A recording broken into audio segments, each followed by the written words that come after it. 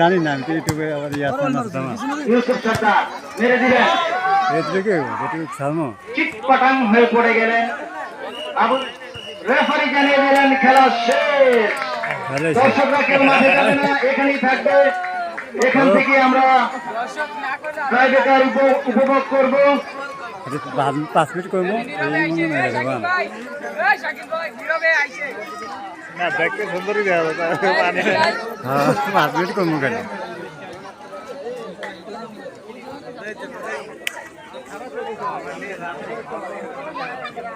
कैसे क्या करा यार ট্রাইব্রেকার নেট একটা চ্যালেঞ্জ জানিয়ে রাখি আজকের খেলায় কোনো গোল হয়নি, গোল শূন্য ড্র। এখন ট্রাইব্রেকারের মাধ্যমে ফলাফল নির্ধারিত হবে। যারা দর্শক আছেন কেউ মাঠে নামবেন না, মাঠের সাইডে দাঁড়িয়ে থাকবেন। আমাদের প্রধান অতিথি, বিশেষ অতিথি এবং যারা আছেন তারা খেলা যেন উপভোগ করতে পারেন নির্বিঘ্নে এখানে বসে, ভিআইপি গ্যালারিতে বসে।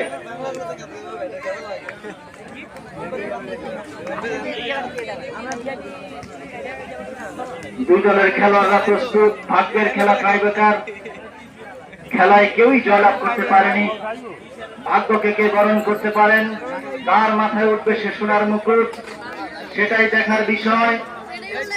আবিদ ব্যাপারী না রিয়াজউদ্দিন সরকার একাদশ, সেটাই দেখার বিষয়। দুই সেগমেন্ট চলে এসেছেন, বল কোথায় বসবে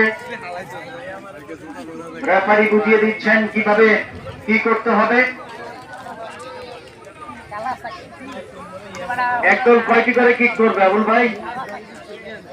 3টা করে কিক করবে একদল। হিরে কি করতে প্রতি দল থেকে 3 জন প্লেয়ার কিক করবার জন্য প্রস্তুত। কে কিক করবেন সেটা রেফারি ডিসাইড করবেন টসের মাধ্যমে।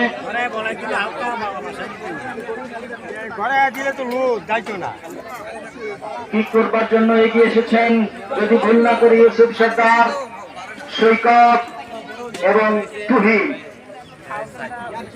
অত্যন্ত ভালো খেলে থাকেন তারা, তাদের শুটে অত্যন্ত পাওয়ার আছে। ওই দল এখনো ডিসাইড দিতে পারেনি কে কিক করবেন। কিক করবার জন্য প্রস্তুত অবশ্যই সেই সিফাত, নাদিম,